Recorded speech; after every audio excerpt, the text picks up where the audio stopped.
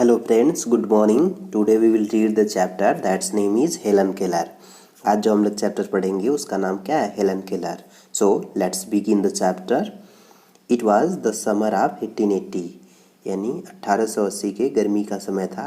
A healthy baby girl was born in a small town in Alabama. Alabama के एक छोटे से कस्बे में एक स्वस्थ बच्ची पैदा हुई. Her parents loved her dearly and named her Helen Keller. उसके माता पिता उसे बहुत प्रेम करते थे और उसका नाम क्या दिए? Helen Keller. But one day the baby became ill. लेकिन एक दिन वो बच्ची बीमार हो गई. एंड डे आफ्टर डे और दिन प्रतिदिन हर फीवर स्टेड हाई. उसका जो बुखार था वो तेज होता गया. Everyone in the family tried to help her. परिवार में हर किसी ने उसकी मदद करने की कोशिश की टू गेट बेटर, ताकि वो ठीक हो जाए. But all they could say was there is nothing more we can do. लेकिन वे सब यही कह रहे थे कि अब कुछ नहीं बचा है जो हम उसके लिए कर सकते हैं. The baby may not leave. क्योंकि वो बच्ची जीवित नहीं रहेगी या नहीं रह सकती. Helen lived. लेकिन हेलन जीवित रही. But she was not the same after her illness. लेकिन वो अपने बीमारी के बाद वैसी ही नहीं रही जैसे कि वो पहले थी. Something is very wrong her mother said. उसकी माँ ने कहा कि उसके साथ कुछ गलत हुआ है. At last they found out what was wrong. अंत में उन्हें यह पता चल गया जो उसके साथ गलत था. The child could not see or hear. अब वो बच्ची न देख सकती थी न सुन सकती थी. The baby grew into a little girl. अब वो थोड़ी बड़ी हो गई. Her parents felt sorry for her. उसके माता पिता को उसके लिए दुख हुआ. Helen often cried and held on to her mother. Helen अक्सर क्या करती थी? चिल्लाती थी. And held on to her mother. और अपने माँ को पकड़ लेती थी. Give the poor child what she wants her father would say. उसके पिता कहते थे कि उस बेचारी बच्ची को दीजिए व्हाट सी वांट्स, जो वह चाहती है.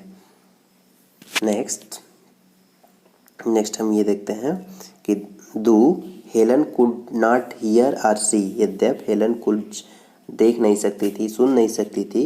सी was a bright little girl. लेकिन फिर भी वो ब्राइट गर्ल थी. Some people that.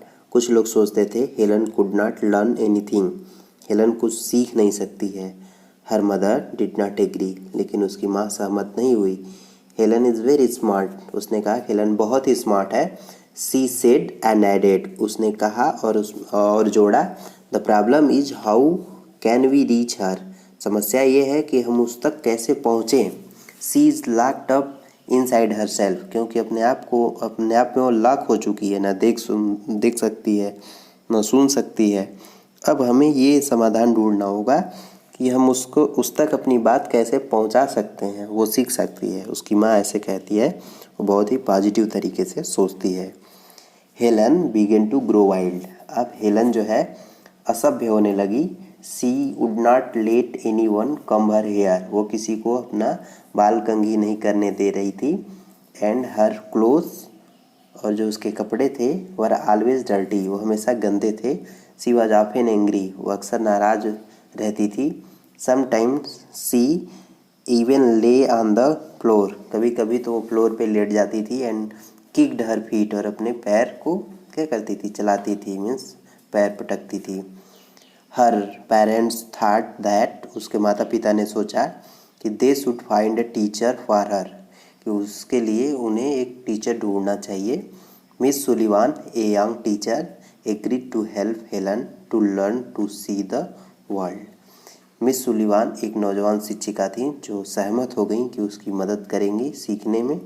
To see the world. और इस दुनिया को देखने में. अब ये बताइए कि वो दुनिया कैसे देखेगी? दुनिया तो अब वो देख नहीं सकती है, लेकिन अपने फीलिंग के द्वारा. ठीक है, वो जो फील करेगी और फील के द्वारा वो उस दुनिया को क्या कर सकती है? देख सकती है. तो उस तरह से उसके टीचर ने उसको सिखाने के लिए क्या किया? काम करना शुरू किया. मिस सुलिवान गेव हेलन ए डॉल. मिस सुलिवान ने हेलन को एक क्या दिया? एक डॉल दिया. और DOLL स्पेल्स डॉल. उन्होंने उसको दो पढ़ा DOLL, इसको हम क्या पढ़ते हैं डॉल। सी स्पेल्ड वर्ड, उसने उस वर्ड को क्या किया है स्पेल्ड किया पढ़ा with her fingers into Helen's hand, उन्होंने हेलन के हाथ पे अपने उंगलियों से पढ़ा। इसका मतलब जब उसको उंगलियों से अपने उंगलियों से उसके हाथ पे वो लिखेंगी उस वर्ड को, तो वो महसूस कर पाएगी कि डी को कैसे बनाते हैं, ओ को कैसे बनाते हैं, एल को कैसे बनाते हैं। इससे वो भी समझ पाएगी कि इससे इस शेप में जो आएगा वो डी होगा और जो राउंड शेप में आएगा वो ओ होगा। इस तरीके से वो महसूस कर सकती थी। She made the letters with the special hand sign, उन्होंने विशेष ठीक है हाथ के संकेतों द्वारा बहुत सारे अक्षरों को बनाया। हेलन कॉपीड हर टीचर, हेलन ने अपने टीचर की क्या की कॉपी की और नकल की। एंड स्पेल्ट डाल टू, और वो भी अब स्पेल्ट कर ली डाल। बट सी डिड नॉट, लेकिन she did not understand what she was doing, लेकिन वह समझ नहीं सकी कि जो वह कर रही थी। Helen liked miss Sullivan, Helen miss Sullivan को पसंद करती थी। She was strict but kind, वह क्या थी वह स्ट्रिक्ट थी सख्त थी लेकिन दयावान थी। She spelt a lot of words for Helen, उन्होंने हेलन के लिए बहुत सारे शब्दों का क्या किया स्पेल्ट किया, संकेत अक्षरों के द्वारा उसको बताया। ऑन हर हैंड, उसके हाथों पर। डे एंड नाइट, दिन रात। To make Helen understand, Helen को क्या करने के लिए समझाने के लिए। One day her teacher made Helen put her hand into running water, एक दिन उसके टीचर ने उसके हाथ को बहते हुए जल में रखवाया। देन सी स्पेल्ट वाटर, तब वह बोली कि ये क्या है water. Suddenly Helen understood that, अचानक हेलन यह समझ गई कि वाटर मीन्स समथिंग वेट, पानी का मतलब जो कुछ गीला हो। रनिंग ओवर हर हैंड, उसके हाथों के ऊपर से बह रहा हो। सी अंडरस्टूड दैट, वह यह समझ गई कि that words were the most important thing in the world, इस दुनिया में शब्द बहुत क्या है महत्वपूर्ण होते हैं। Words would tell her everything she wanted to know, words उसको सब कुछ बता सकते हैं जो वह जानना चाहती थी।